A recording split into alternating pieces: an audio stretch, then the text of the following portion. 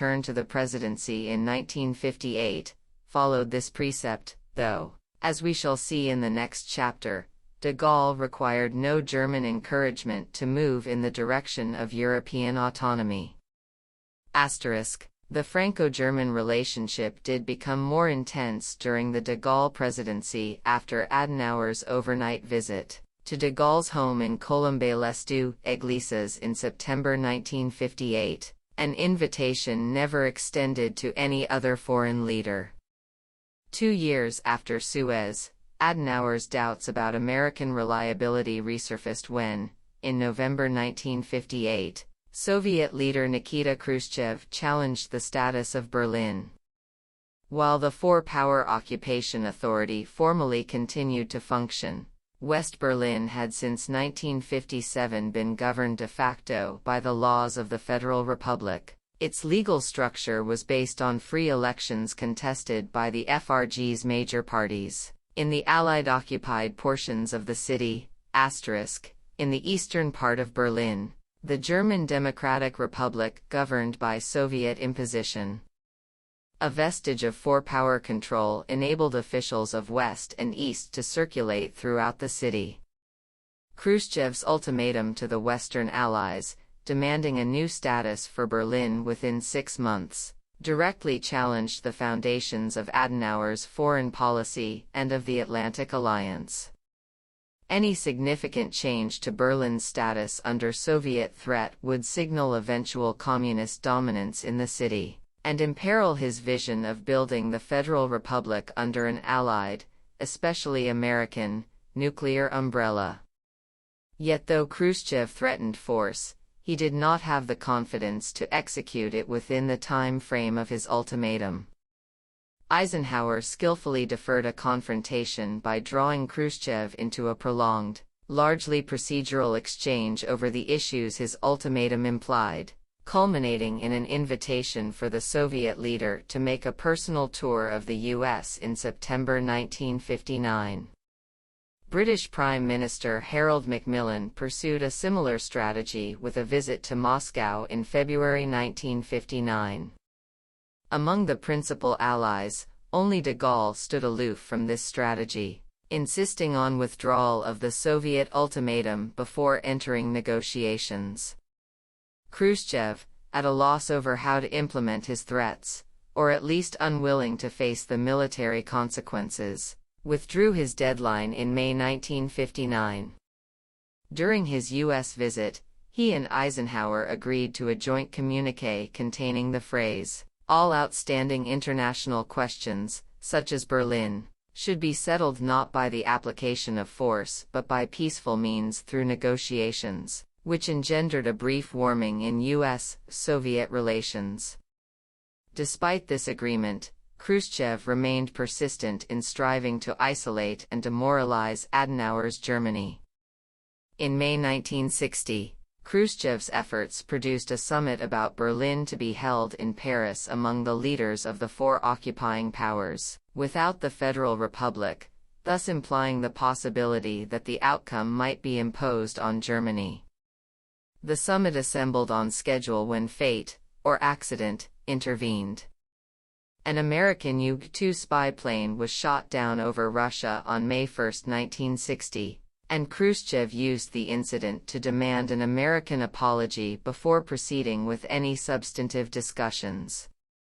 When Eisenhower refused, Khrushchev aborted the summit without, however, reinstating his threat. The issues of Berlin, and American reliability, were left for Adenauer to discuss with Eisenhower's successor, John F. Kennedy. 3 Conversations with Adenauer. By an ironic twist of fate, more than 20 years after fleeing with my family from Nazi Germany, I had the opportunity to participate in shaping long-term American policy toward the country, now part of the NATO alliance, as a consultant to the Kennedy White House. First as an academic in the late 1950s pursuing studies in European history, and then as a White House consultant in the early 1960s, I began meeting with officials of foreign governments. My admiration of Adenauer's leadership notwithstanding, I remained concerned during this period about the impact of Germany's turbulent political culture on the decisions imposed on it by the Cold War. As I wrote in a memo for President Kennedy in April 1961, a country which has lost 2 world wars, undergone 3 revolutions, committed the crimes of the Nazi era, and seen its material wealth wiped out twice in a generation, is bound to suffer from deep psychological scars. There is an atmosphere of hysteria, a tendency toward unbalanced actions. A German friend, a creative writer, said to me that Germany alone of the major countries of Europe suffered no visible psychic shock after the war. It sublimated its problems in the frenzied effort to rebuild economically. But it remains a candidate for a nervous breakdown. This passage captures the unstable atmosphere in which Adenauer was acting and the psychological challenges to his policies. I met Adenauer the first time in 1957 during an academic trip to Germany and would continue our meetings until his death a decade later. The last few of our 10 or so meetings were conducted after his retirement in 1963, when I became a sympathetic listener to his occasionally melancholy reflections on his life and the future of his people in a country that, in spite of the end of occupation, appeared fated to host the British, French, and American armies indefinitely, now as a deterrent to Soviet aggression. The Chancellor's office was located in the Palais Schaumburg, once the residence of a 19th-century Rhenish aristocrat. Elaborate by those standards, it was too small to accommodate the machinery of a modern bureaucratic technological state. In the Chancellor's office, easy chairs and sofas dominated, with a minimum of visible technical paraphernalia. It had the character more of a living room than of a center of power. Except for a very few key advisors, the operational personnel were situated elsewhere in Bonn, a city in truth too modest to serve as the capital of a major country. Adenauer's authority derived in part from his personality, which combined dignity with strength. His face, left partly rigid by injuries sustained in an automobile accident during his early 40s, and his demeanor, simultaneously courtly and aloof, conveyed an unmistakable message. One was entering a world guided by principle and immune to slogans or pressure. He spoke calmly, only occasionally using his hands for emphasis. Always well prepared on contemporary issues, he never discussed his personal life in my presence. Nor did he inquire into my own, though, given the perennial effectiveness of the German bureaucracy, surely he knew my family history and understood the paths onto which fate had placed each of us. Adenauer had a sharp eye for character, and his observations were occasionally phrased sardonically. In a discussion on the qualities of strong leadership, he cautioned me never to confuse energy with strength. On another occasion, he was ushering me into his office just as another visitor, who had recently won media attention by attacking him, was leaving. My surprise must have been evident at the cordial manner of their parting. Adenauer began the conversation with, "My dear Mr. Professor, in politics it is important to retaliate in cold blood." October 1957. The first conversation opened with the West's relations with the Soviet Union. Adenauer insisted that the conflict was both fundamental and permanent and warned of concessions to the Soviets or the East Germans. Berlin's currently divided status, while difficult, was tenable, he said, adding that any Soviet-backed proposal to modify or improve it was designed to weaken Western unity and Berlin's autonomy, just as Stalin's crafty unification offer of 5 years earlier had been. Nor was the Soviet Union the only threat facing the world order as Adenauer saw it. Was I aware, Adenauer asked, that in the judgment of serious observers a split between China and Russia was imminent? In the face of such evolving challenges, he continued, the West should take special care not to weaken itself by inter-allied disputes. Since an overt Sino-Soviet split was not a widespread expectation at that time, I refrained from commenting. Adenauer chose to treat silence as agreement. In his introductory conversation with President Kennedy in 1961, he would repeat his cautionary message, adding, "And Professor Kissinger agrees with me." The overriding purpose of Adenauer's first conversation with me was to explore the reliability of the American nuclear guarantee. Nuclear weapons at that time were little more than a decade old, and no comparable experience in history could serve as a precedent for one country risking its devastation on behalf of another. In the early phase of the alliance, NATO, by its own admission, did not have sufficient forces for a conventional defense. Therefore, the central question became, would the United States assume the nuclear risks? When I argued that, in the emerging world order, America would make no distinction between Allied interests and its own, Adenauer pointed out courteously yet firmly that during the Suez Crisis only a year earlier, America had failed to treat the interests of even its major allies, Britain and France, in that spirit. Once broached, Adenauer's concern over U.S. reliability on the nuclear issue grew ever more explicit, leading him to devise ingenious hypothetical scenarios that might test American presidential determination. Could, for instance, a U.S. leader run the risks of nuclear devastation in the last months of his presidency? Or in the 3-month interval between election and inauguration? Or after a hydrogen bomb had exploded over a major American city? At this stage of the U.S.-Germany relationship, Adenauer's questions, however blunt, were designed primarily to evoke reassurance. I repeated the standard American answer of an unqualified reiteration of the U.S. commitment. But Adenauer's concern about nuclear strategy escalated in scope and intensity in all our later conversations. May 1961, Flexible response. My next conversation with Adenauer occurred on May 18, 1961, in an altered political framework. John F. Kennedy, the new American president, was a leader for whom Adenauer's previous experience had not prepared him. Eloquent, youthful and dynamic, with distinguished service in the Pacific during the Second World War, Kennedy represented a generational break with his predecessors, all of whom had been born before the First World War. Imbued with the confidence of the greatest generation, Kennedy set about to channel that generation's energy and faith in the country into a design for achieving America's global goals.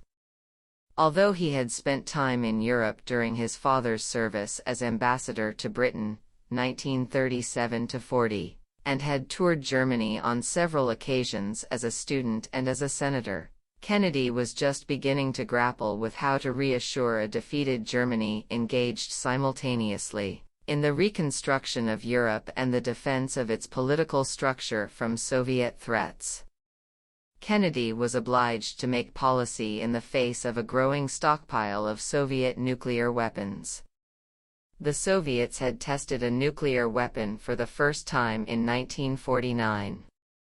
By Eisenhower's inauguration in 1953, they had built some 200 nuclear weapons. When Kennedy became president in 1961, they possessed about 1,500 warheads and were beginning to develop intercontinental delivery systems, thereby creating premature concerns about a so-called missile gap.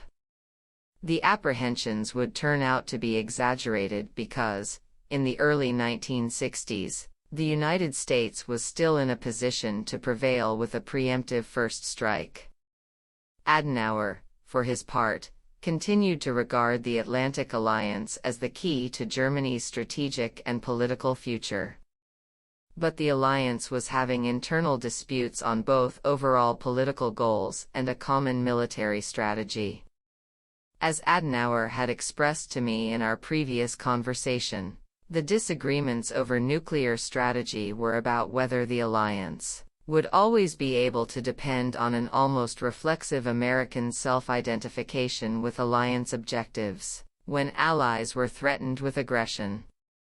Kennedy and his advisors, most notably Defense Secretary Robert McNamara, sought to mitigate the impact of such a conundrum with a doctrine of flexible response, by which they envisioned creating various thresholds in combat to enable adversaries to consider responses other than massive retaliation. But the weapons were so colossally destructive that the technical design of these hypothetical scenarios proved more persuasive than the diplomacy put forward on their behalf. The German defense minister, Franz Joseph Strauss, became a vocal opponent of American nuclear strategy. A quintessential Bavarian, voluble and passionate, with a girth testifying to his enjoyment of his region's libations, Strauss raised the applicability of flexible response to a Berlin crisis in a conversation with me on May 11. During this same visit to Bonn, 69, how much territory would be lost, he asked, before the threshold response was reached. What would be the duration of a pause? Who would make the decisions at each envisioned stage, especially on the leap from conventional to nuclear warfare? He doubted whether America would be either able or willing to carry out so complex and ambiguous a policy. Other German participants at the meeting supported Strauss, especially the Chief of Staff of the newly created armed forces. Adenauer demonstrated the impact of Strauss's thinking by bluntly opening our conversation, once again in his office in the Palais Schaumburg, with the sentence, "You Americans have sinned a great deal against NATO."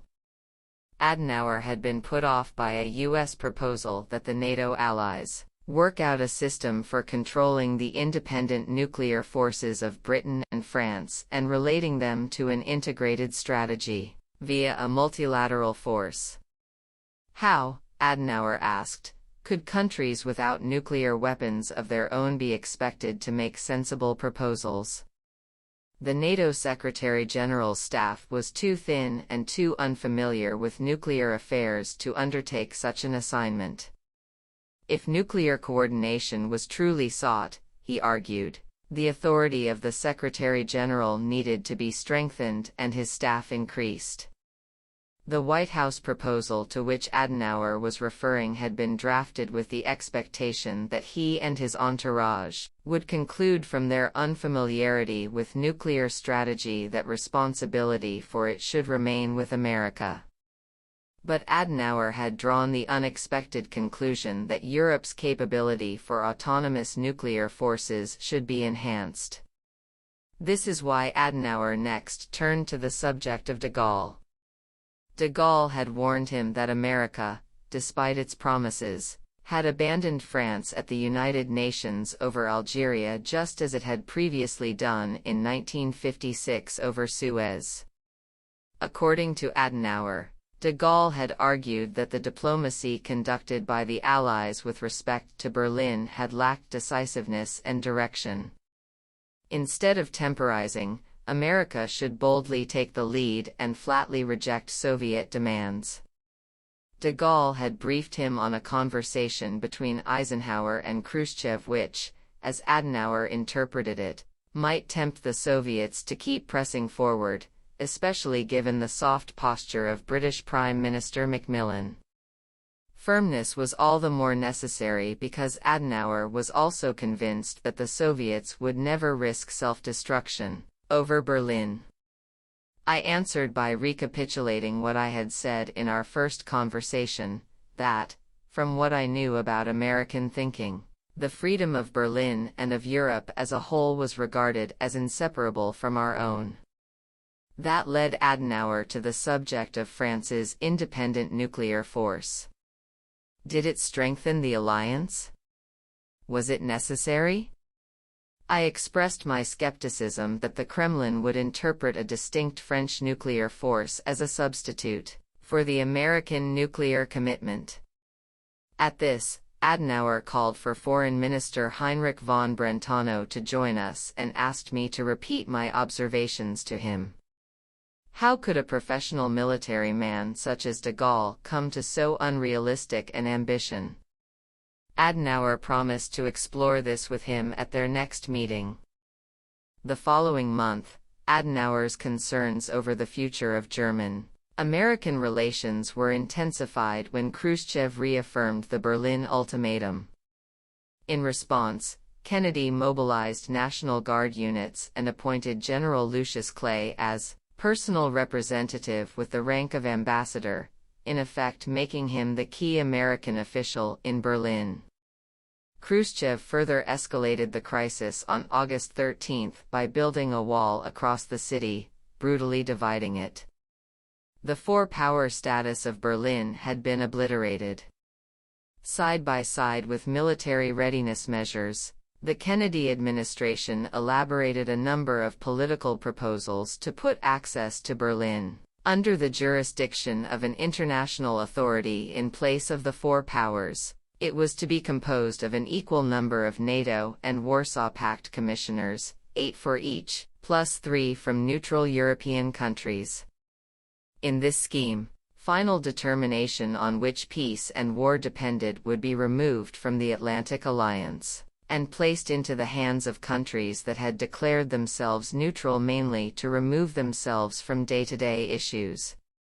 The proposal was never formally explored, as Adenauer refused to entertain the prospect of trading American supervision of the access routes for that of 3 European neutrals. Another set of ideas for resolving the Berlin impasse involved ways for Germany to accept the Oder-Neisse line, which had reduced pre-war German territory by nearly a quarter at the end of the Second World War. Adenauer rejected this, too, though he would actually have been prepared to accept it under the appropriate framework, such as a settlement on German unification. In his judgment, altering access procedures to Berlin, which he believed were already functioning adequately, did not qualify for so large a concession. Above all, the constant quest for separate negotiating formulae isolated Germany. Adenauer's strategy relied on the containment policy devised by George Kennan and implemented by U.S. Secretaries of State Dean Acheson and John Foster Dulles. It assumed that the Soviet bloc would eventually weaken if confined to its own resources and obliged to confront its internal dilemmas. That, in Adenauer's view, would be the moment to negotiate unification. February 1962, Kennedy and Adenauer. There was a melancholy element in the encounters between Kennedy and Adenauer. Both pursued important goals, but their policies derived from opposite starting points and were sought by different methods: endurance by Adenauer, diplomatic flexibility by Kennedy. Adenauer had assumed office at the nadir of German history. America, when Kennedy became president, was at the acme of its power and self-confidence. Adenauer saw his task as rebuilding democratic values on the basis of Christian morality. Amid the chaos of unconditional surrender, Kennedy's sweeping purposes reflected unchallenged belief in America's providential mission based on its historic democratic values and dominant power. For Adenauer, the reconstruction of Europe involved a reaffirmation of traditional values and verities. For Kennedy, it was the affirmation of faith in scientific, political, and moral progress in the modern world. For Adenauer to succeed, it was necessary to stabilize the soul of Germany. For an American president, and especially for Kennedy, the goal was to mobilize an existing idealism. What started as a historic partnership gradually became strained in execution as American idealism overestimated the diplomatic flexibility available to Germany. On the way to constructing an Atlantic community, American and German objectives had run parallel.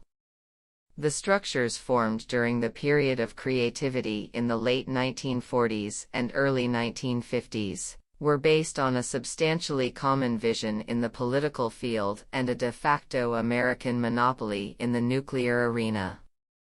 But once the journey was completed, and especially under the pressures of Khrushchev's repeated Berlin ultimatums, history demanded its due, national interests and even national styles, reflecting centuries of different internal evolution, reasserted themselves.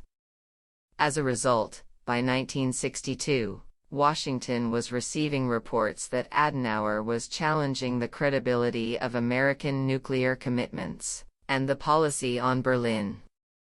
McGeorge Bundy, Kennedy's national security advisor, asked me in February 1962 as an established acquaintance of Adenauer to meet with him to help restore trust on nuclear matters. I responded that, in Adenauer's mind, political issues were both paramount and permanent, while nuclear issues were symbols of political and ethical reliability. To overcome Adenauer's reservations, it was agreed that he should receive a special briefing from me on American security policy and nuclear capabilities. This was developed by Secretary of Defense McNamara and approved by Secretary of State Dean Rusk, and it included details about U.S. nuclear force structures and planning not previously shared with leaders of Allied countries, except for the UK. Because of the briefing's nuclear component, Adenauer was accompanied only by an interpreter, since I did not know the technical terms for nuclear strategy in German. I conducted my part of the conversation in English. As I began my presentation on February 16, 1971, elaborating upon the firmness of the American commitment, Adenauer interrupted, "They have already told me this in Washington. Since it did not convince me there, why would it convince me here?" I replied that I was mainly an academic, not an official. Might the Chancellor defer judgment until he heard my entire presentation? Unshaken, Adenauer responded, "How much of your time are you spending on your Washington consultation?" When I replied by saying about a quarter, Adenauer replied, "Let us assume then you will tell me 3/4 of the truth." This volley might well have discomfited Walter Dowling, the American ambassador in Bonn, who had accompanied me to the meeting. But, as a professional, he did not bat an eye. As I developed the nuclear presentation, which demonstrated the enormous disparity that existed at that time between American and Soviet strategic nuclear forces, Adenauer's attitude was transformed. As I was now answering questions he had previously addressed without satisfaction to other American visitors, the briefing emphasized that American Second Strike Forces were larger and far more effective than Soviet First Strike Forces, and that an American First Strike would be overwhelming. The final paragraph of Ambassador Dowling's report summed up the conversation's effect on the Chancellor. On 2 occasions when Kissinger and I sought to leave, Adenauer asked us to stay in order to give him another opportunity to express his gratitude for what had been said, and his strong concurrence with it. He said he was relieved to see what strength existed to defend freedom and that the main task was to see to it that there would be no human failings.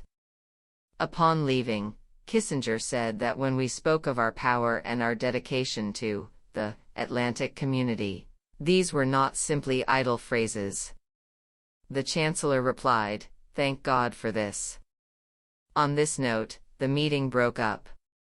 The human failings to which Adenauer referred clearly included his concern over developing an appropriate strategy, and America's possible unwillingness to apply its overwhelming power. A few decades later, I would receive a letter from Germany that illustrated the value Adenauer placed on honoring his commitments. Bearing a sender's name I did not recognize, it informed me that the writer had served as the interpreter during that long-ago conversation. following White House instructions, I had asked Adenauer not to distribute the nuclear information I shared with him, and he had given his word of honor to respect the request.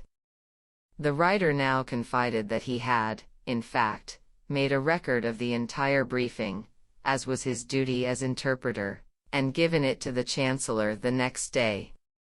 Adenauer, however, had directed him to destroy the nuclear portion since he could not guarantee that his promise to me would continue to be kept once he left office.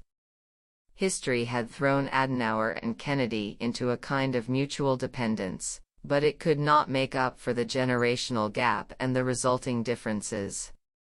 Kennedy saw his objective as first reducing and then ultimately eliminating the possibility of nuclear war. In that effort, he meant to engage Soviet participation in a long journey that required tactical flexibility, including on the part of the German Chancellor. From Adenauer's perspective, however, the American president's tactics threatened to dissipate the stability and solidity he had wrought from the disintegration of Hitler's Germany. Kennedy had the more global approach, Adenauer the fortitude to face the moral and physical collapse of his country, living with its partition and building a new European order based on Atlantic partnership. German unification, the tormenting weight.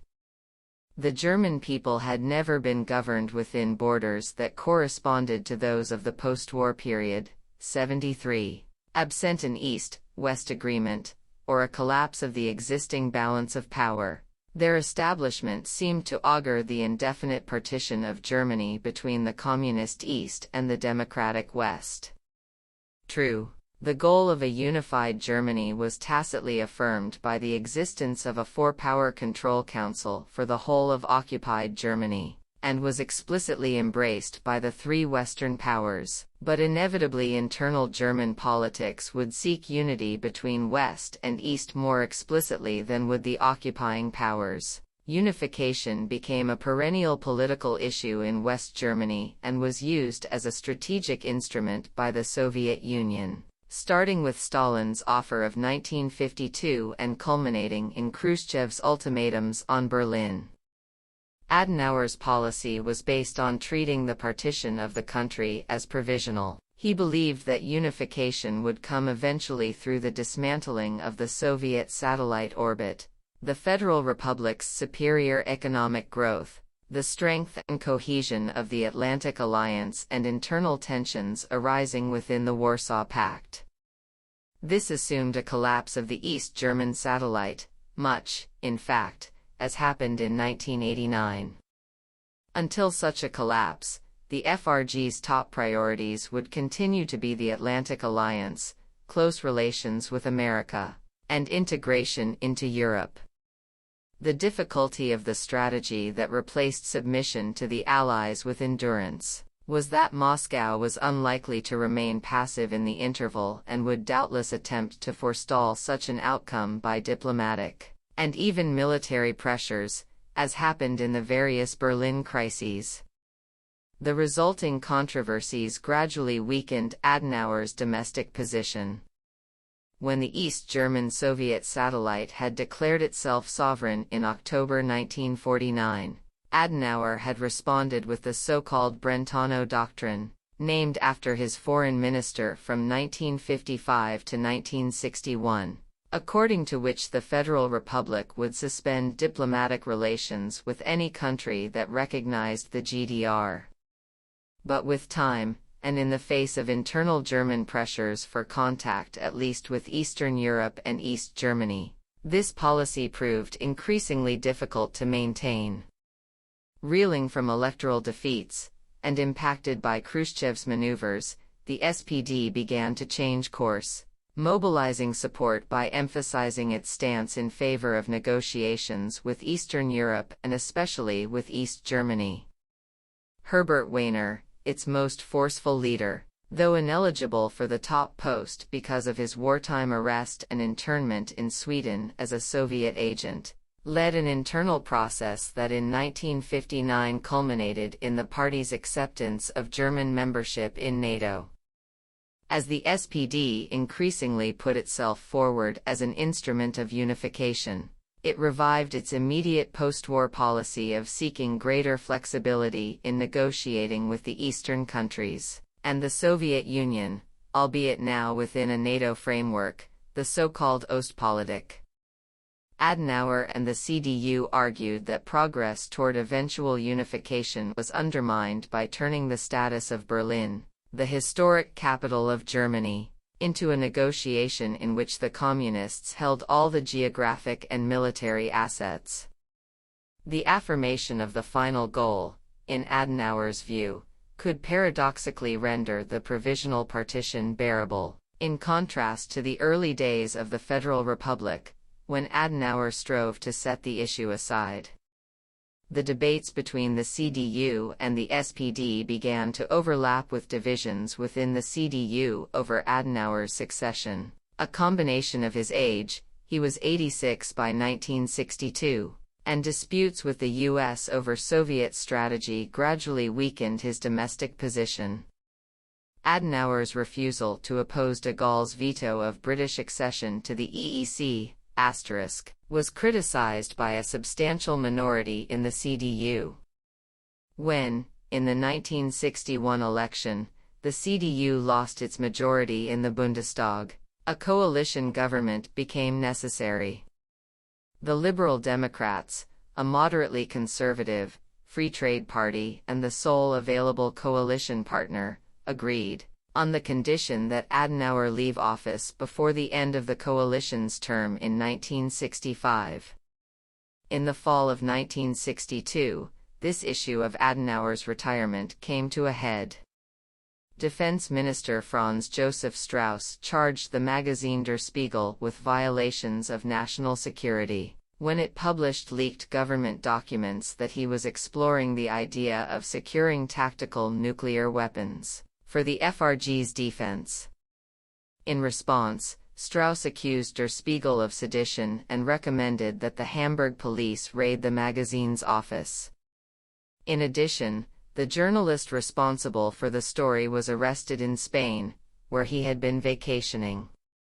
All 5 Liberal Democrat cabinet ministers resigned in protest on November 19, and Strauss too was subsequently forced to resign.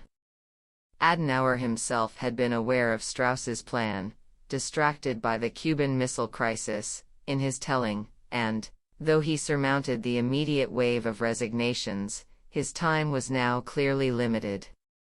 As Adenauer prepared to leave office, he was especially concerned to put his foreign policy achievements on firm ground for the future.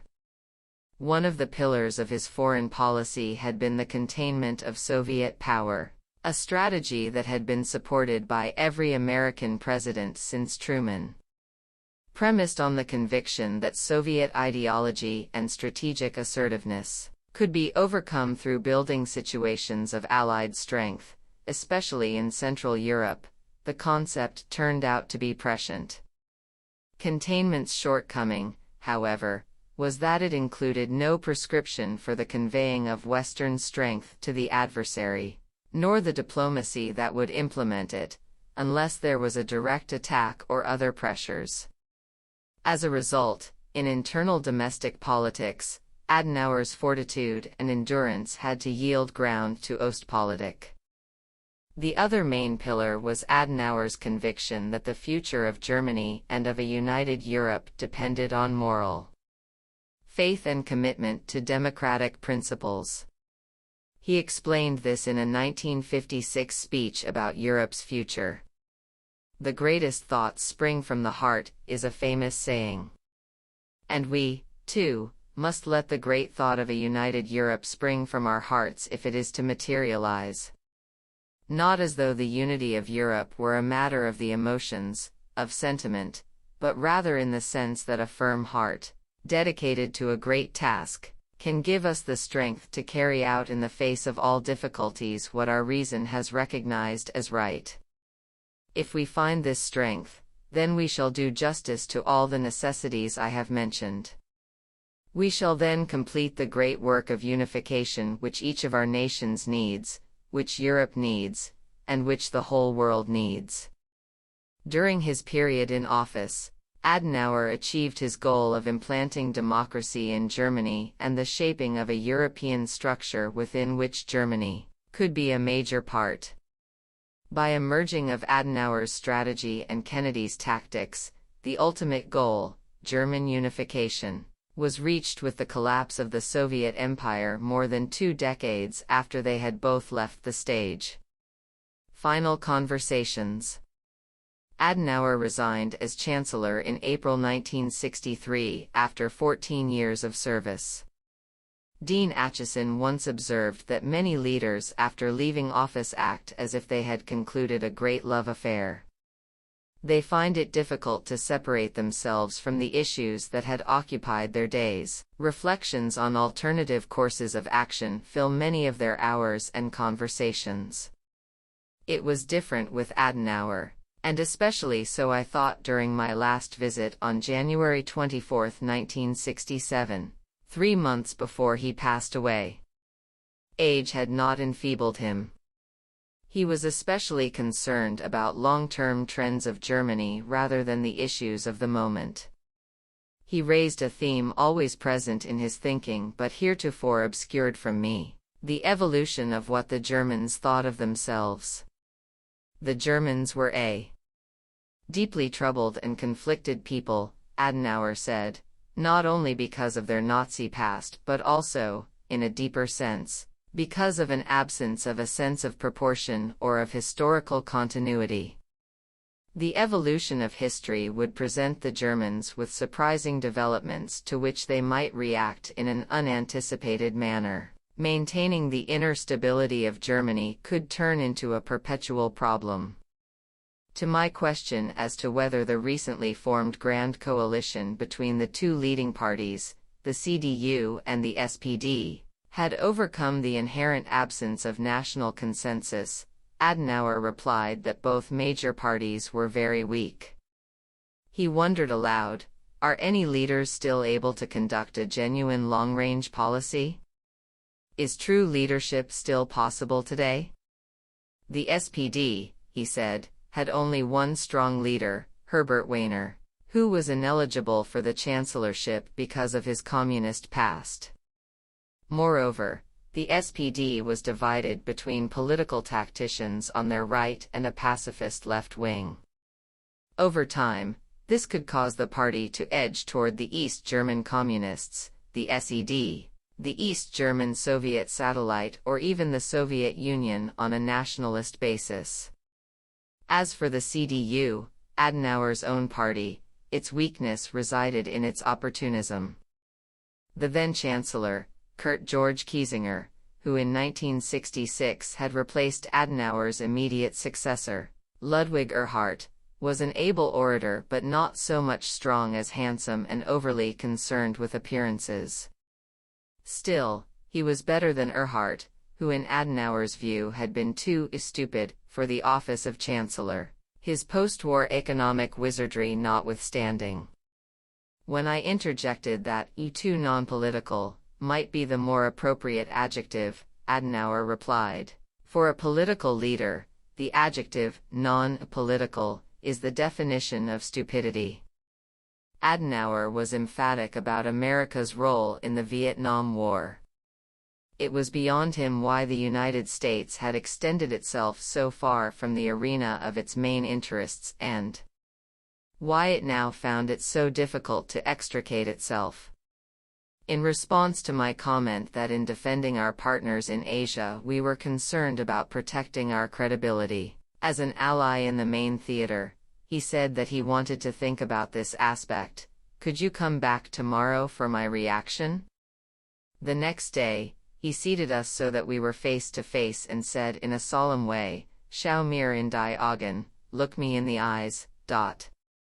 And then, returning to my assurances of the day before, he said, "Do you think that I still believe you will protect us unconditionally? Your actions over recent years here make it clear that, for your country, détente with the Soviet Union will also be a top priority in crisis situations. I do not believe that any American president will risk nuclear war on behalf of Berlin in every circumstance. But the alliance remains important. What is protecting us is that the Soviet leaders themselves cannot be sure of this element of doubt. Thus, in a poignant summary, Adenauer had returned to the subject of our first conversation of 10 years earlier, the inherent ambiguity of a nuclear threat. But he was also articulating another key principle he had come to in his years of service: the decisive importance of the Atlantic Alliance. What had started as a plea for reassurance in a crisis had turned into a long-term strategic perception. Adenauer reaffirmed, in his last words to me, his commitment to the Atlantic Partnership, even while expressing reservations about the complexity of implementing it. Accepting the strategy that would contain the Soviet Union for almost half a century, he realized that this very ambiguity created the deterrence on which America's allies could count for their evolution, within a European political structure and in partnership with America. The Adenauer tradition. Great leadership is more than an evocation of transitory exaltation. It requires the capacity to inspire and to sustain vision over time. Adenauer's successors found that the principles of his formative vision were essential for the future of Germany. This was true even of Willy Brandt, who in 1969 became the first SPD Chancellor of the Federal Republic. Brandt had spent the Hitler years in exile, first in Norway and then in neutral Sweden. As mayor of West Berlin during the Berlin crises of 1958–62, he had displayed strong leadership and rhetorical powers that fortified his people and helped sustain their morale. Once in office as chancellor, Brandt conducted himself in a manner distinct from the traditionalism of Adenauer. Most importantly, he promoted Ostpolitik, which involved opening to the communist world while maintaining Germany's relationships with its allies. Both President Richard Nixon and I, as his national security advisor, were at first uneasy about the potential evolution of Ostpolitik into a new variety of German nationalism masked as neutralism, with which the Federal Republic might seek to maneuver between East and West. While some of Brandt's foreign policy moved away from that of Adenauer, he was committed enough to the Atlantic Alliance that he consulted closely with Washington in any negotiations with Moscow. In his first week in office, Brandt sent his friend and foreign policy advisor Egon Bahr to Washington. To our surprise, Bahr affirmed the Federal Republic's commitment to NATO and to continuing the Adenauer-era efforts to unify Europe. The new chancellor, Bahr told us, would coordinate Ostpolitik with his allies and especially with the White House.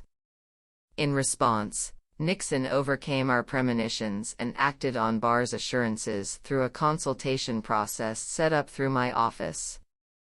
Brandt kept Bahr's word.